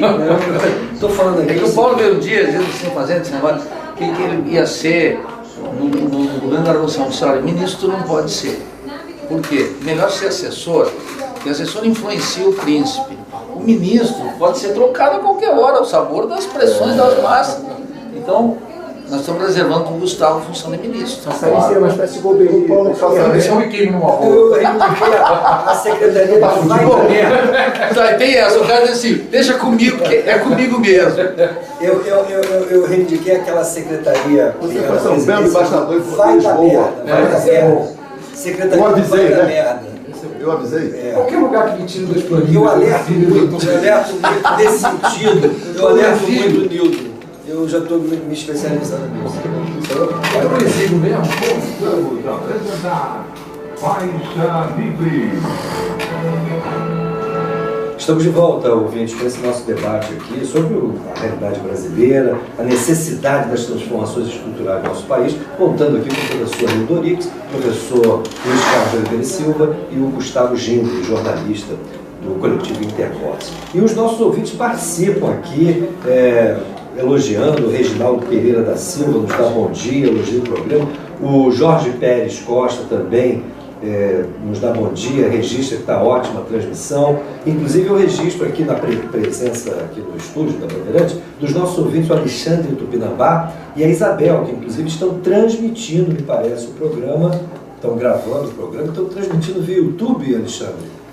No perfil do Facebook. No perfil do Facebook, está sendo transmitido a imagem aqui, o áudio desse nosso debate. E os nossos ouvintes entram no conteúdo aqui do que seria a Revolução Brasileira, Nilton. O Vini Alves, de São Paulo, te pergunta claramente: Nilton, em um eventual governo nosso, popular, com você como presidente, ainda haveria lugar para a retomada daquele programa do PT de 1987, atualizado, no qual se estatizaria o sistema bancário e, sobretudo, se aniquilaria o tal vestibular que pune os pobres e os faz pagar a conta dos ricos e das classes médias? E o Jorge Pérez Costa, que já nos deu aqui um bom dia, ele volta a participar e pergunta: uma das saídas para esse rentismo e visando um outro Brasil seria necessária a estatização bancária? Não tenha dúvida nenhuma. Queria mencionar o seguinte: o vestibular ele foi legitimado no Brasil pelos liberais pela ideologia da meritocracia, os bons entram, e pelo lulismo, pela digestão moral da pobreza, o sistema de cotas de todos os tipos.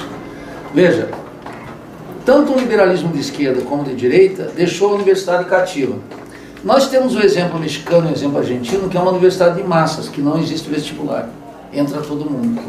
Não é preciso recorrer muito. Aqui os nossos vizinhos argentinos, a Universidade de Buenos Aires, e lá no México, a Universidade Nacional Autônoma do México, são universidades de massas, com 350, 480 mil alunos, em que entra absolutamente todo mundo em medicina, odontologia, engenharia, jornalismo, direito, as carreiras concorridas com prestígio social, numa sociedade de classe carente de tudo. Bem, nós precisamos então, é claro que tem que liquidar o vestibular. O Programa Democrático Popular, anunciado pelo PT, sobretudo em 1989, foi, digamos, um momento estelar do Programa Democrático Popular. Mas eu acho que ele se refere aí às resoluções do 5º Encontro Nacional do PT, que foi em 87, e me parece que alimentava o 89, precisamente. Quis consagrar isso. Foi um momento, talvez, de melhor formulação do PT para o programa de transformação. Sem dúvida. Por que caducou? Caducou porque as transformações operadas no plano real, de 94 até hoje, criaram a República Rentista.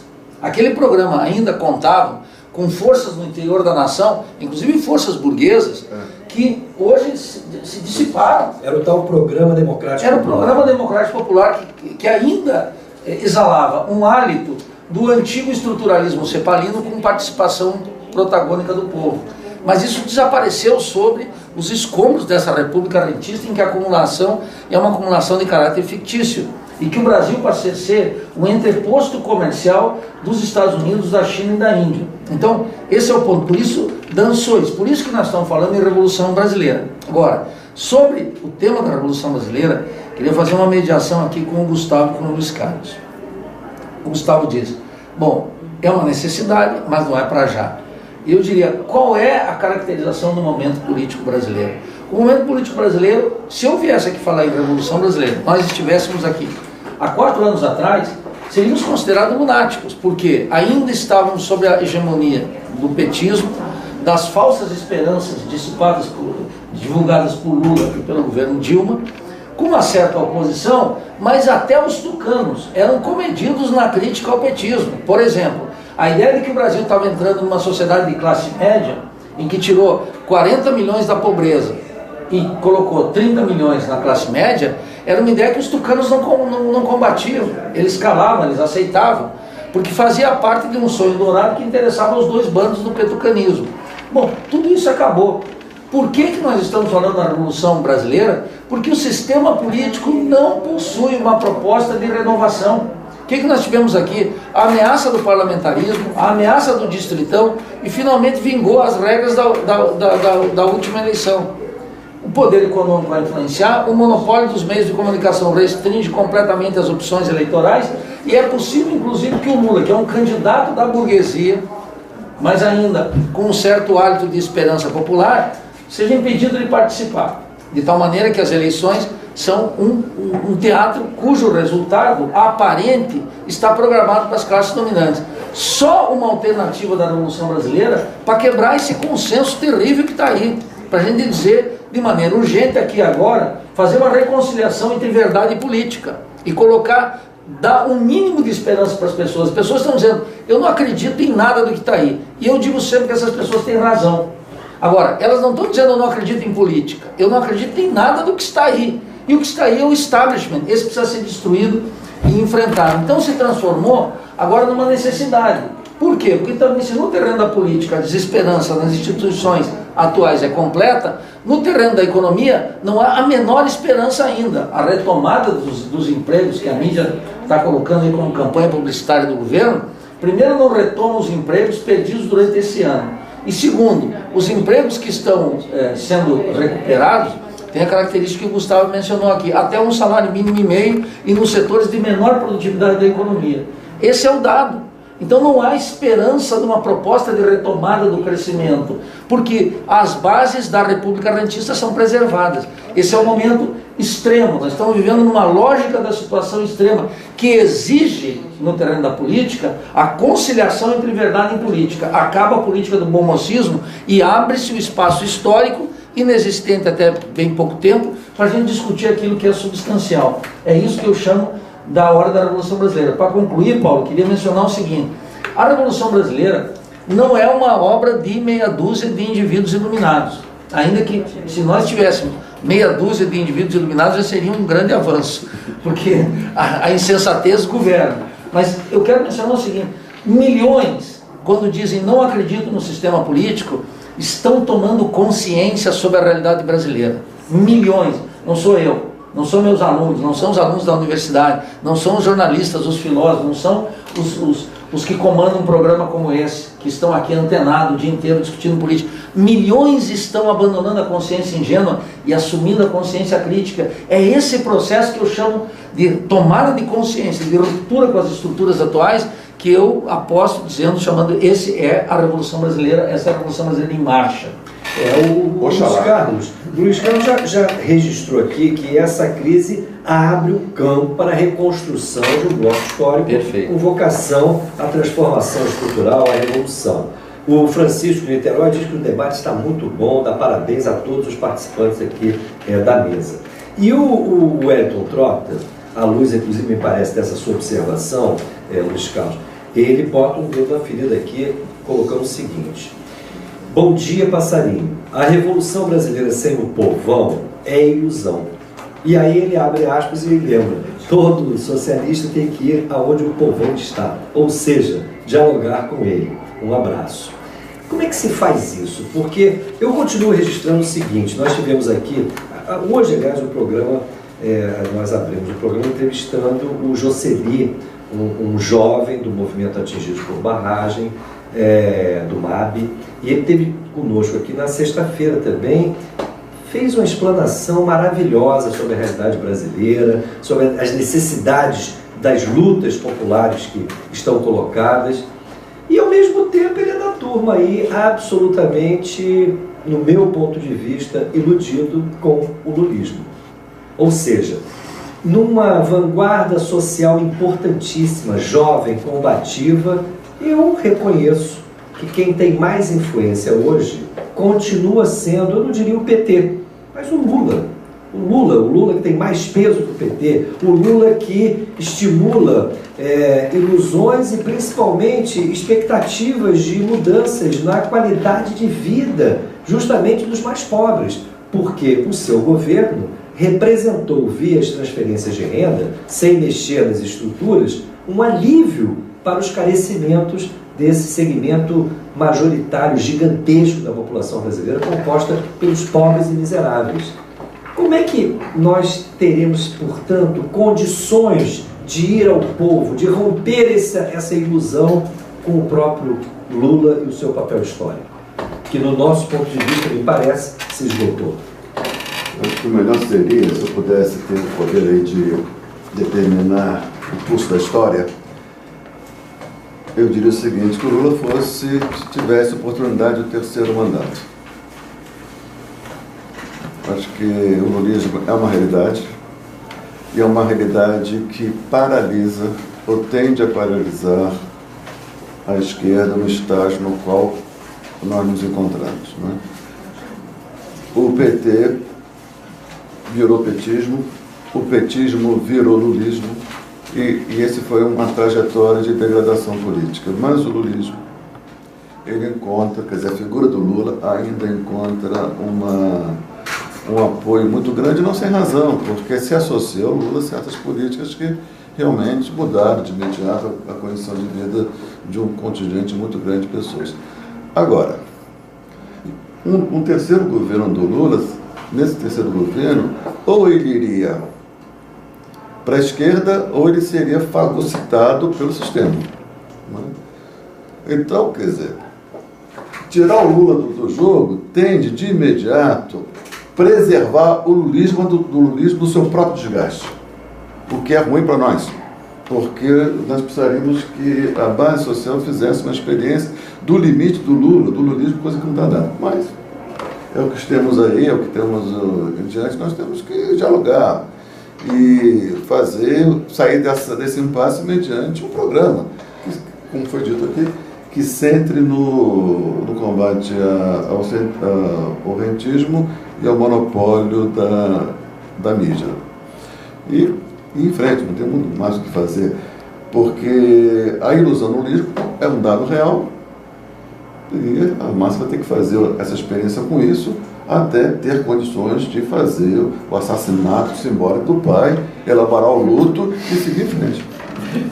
O Luiz Carlos acabou descrevendo aqui para a psicanálise o assassinato moral do pai. Simbólico. Luto e melancolia. Gustavo Gindri. O caminho é esse? Então, no budismo tem uma frase que diz assim, em determinados budismos, né? Se encontrar Buda por aí, mate-o. Né? Que é a ideia de que você acaba confundindo o meio com o fim. E o lulismo é claramente isso. Né?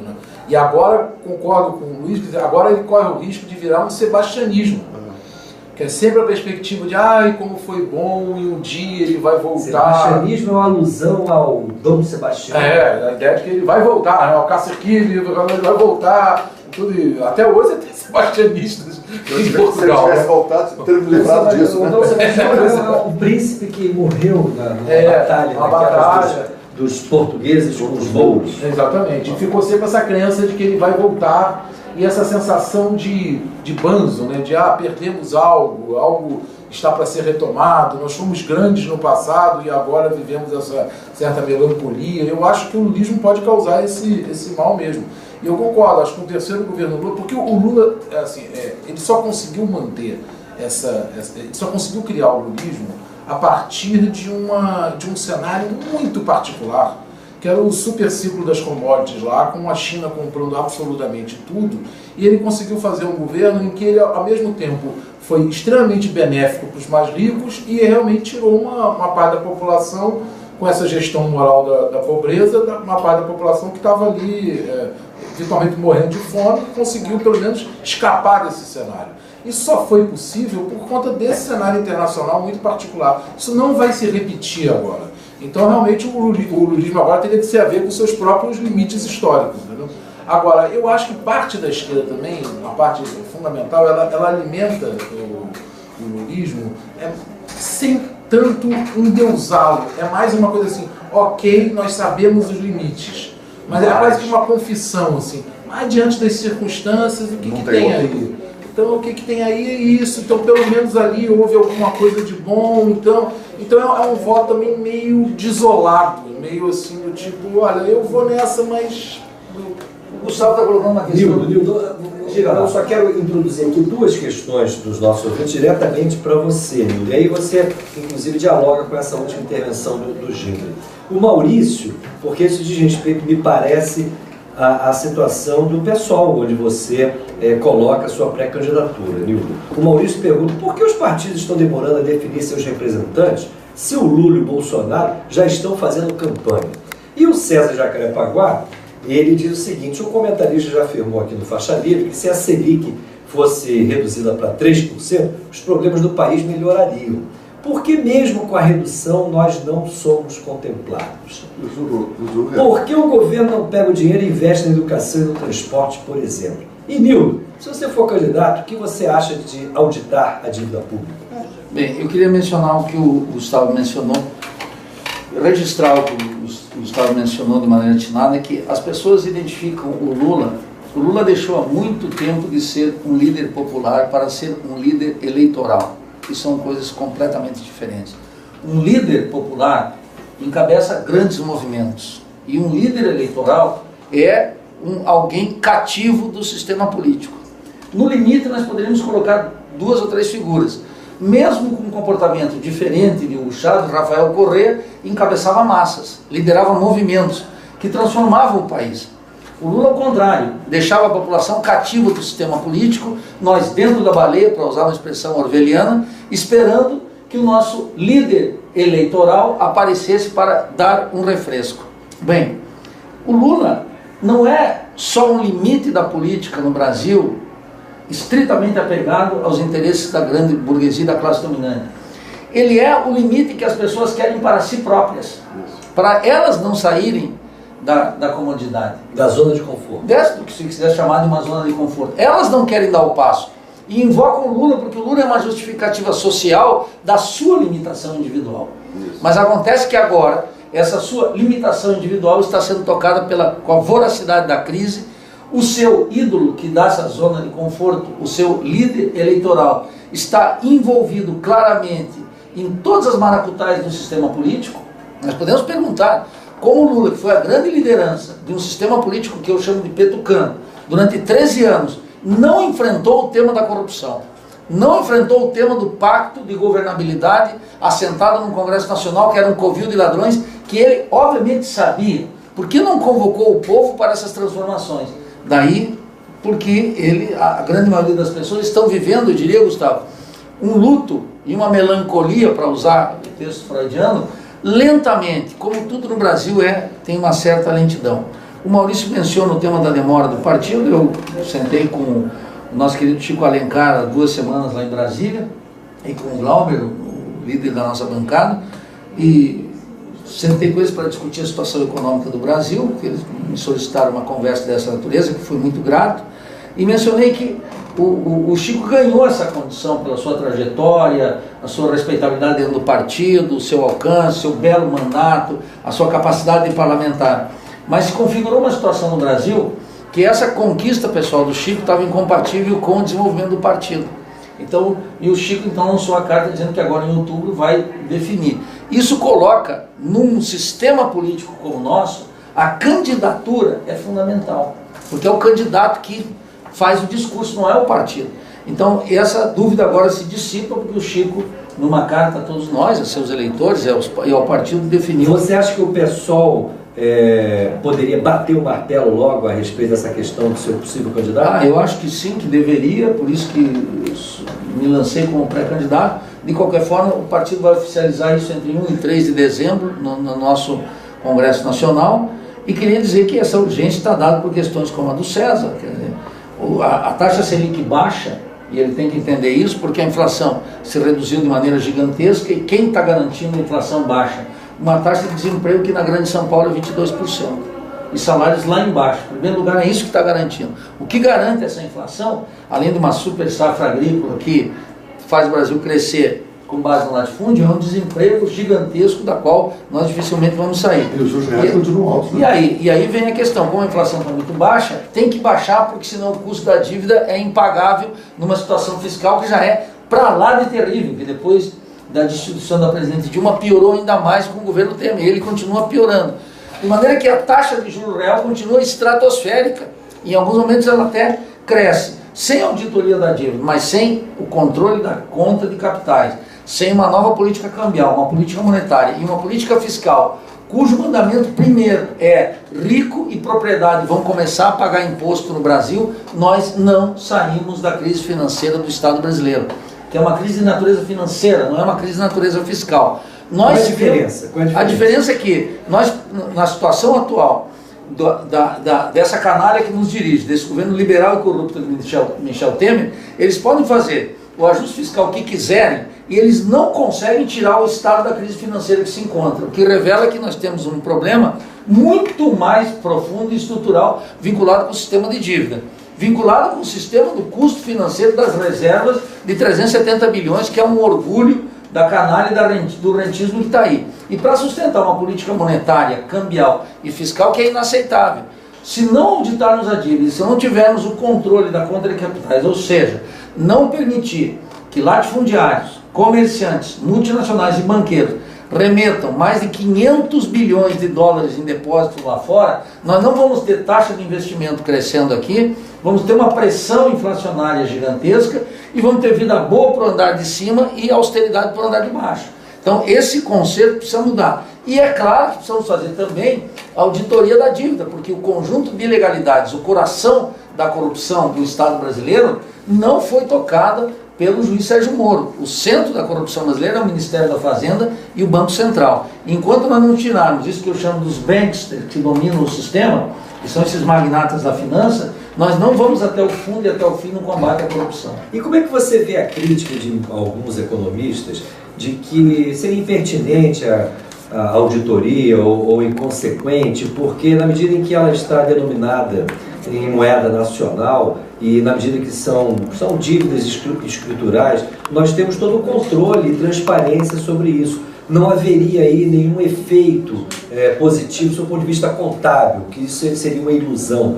Como que você vê esse tipo de argumentação? Bem, eu li... parte da esquerda, inclusive. Né? Sim, eu li... Não, sim, economistas de esquerda, inclusive dentro do pessoal. Eu li os textos de José Luiz Fevereiro e do Marangoni, em São Paulo, no último livro que eles soltaram, e eles advogam, no fundo, essa tese, que apenas com o manejo da política de juros, nós poderíamos sair do rentismo. O problema é que se nós não enfrentarmos o rentismo, nós não temos o manejo da política de juros, da política monetária do Banco Central.